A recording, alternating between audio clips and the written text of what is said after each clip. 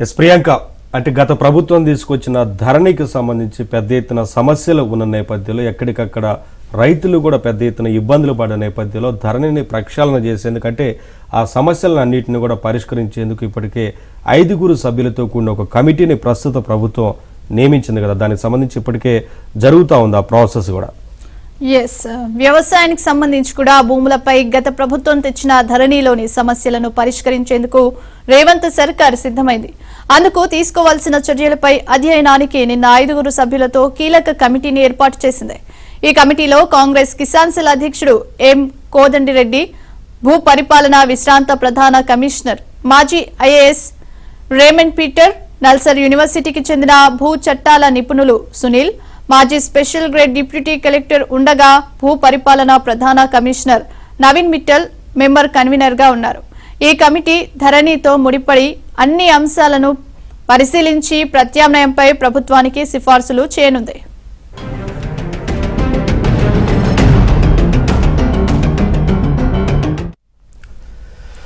Raymond Peter సిసిఏఎల్ గా ఉండగా మా భూమి అనే వెబ్సైట్ ను రూపొందించడమే కాక రెవెన్యూ రికార్డులన్నీ పబ్లిక్ డొమైన్ లో పెట్టి ప్రజలందరికీ అందుబాటులోకి తెచ్చారు. అవకాశం ఇస్తే జాతీయ భూ రికార్డుల నవీకరణ పథకం కింద 18 నెలల్లో భూముల సర్వే చేస్తానని అప్పటి ప్రభుత్వానికి నివేదిక కూడా ఇచ్చారు. రికార్డుల వడపోత కోసం గ్రామ రెవెన్యూ అధికారులకు ట్యాబ్లు కూడా అందించారు. అయితే ప్రభుత్వం ఆయన విజ్ఞప్తులను పట్టించుకోలేదు.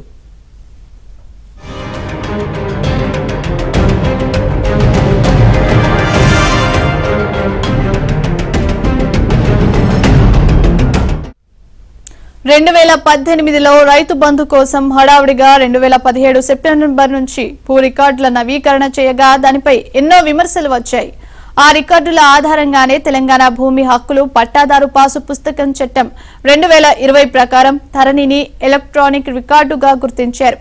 అయితే కాస్రా సెట్వార్తో భూ రికార్డులు సంబంధం లేకుండా ధరణిలో ఏ రికార్డులు ఉంటే ఆ రికార్డులతోనే భూముల రిజిస్ట్రేషన్ కు అవకాశం ఉంది.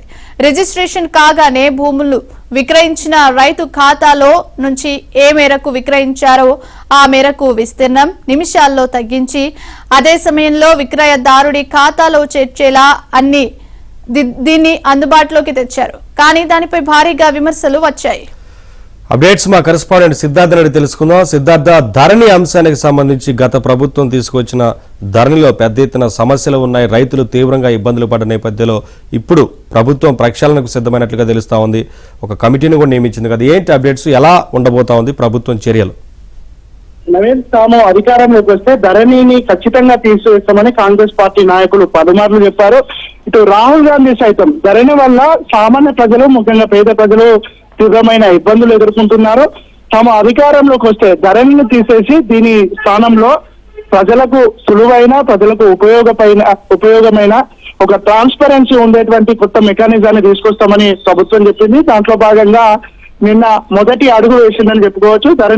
ధరణికి సంబంధించి అధ్యయనం కోసం 4 సభ్యులతో ఒక కమిటీని ఏర్పాటు చేసింది. దానికి మెంబర్ కన్వీనర్ గా సిసిఎల్ఏ డైరెక్టర్ ఉంటారు. సభ్యులుగా కాంగ్రెస్ సీనియర్ నేత కోదండిరెడ్డి ఉన్నారు. ఈయన గతంలో సిసిఎల్ఏకి పనిచేశారు. దాంతో పాటు ఈ రెవెన్యూ అంశాల మీద చాలా అవగాహన ఉంది. దాంతో పాటుగా మాజీ ఐఏఎస్ అధికారి రేమండ్ పీటర్ దీంట్లో ఉన్నారు.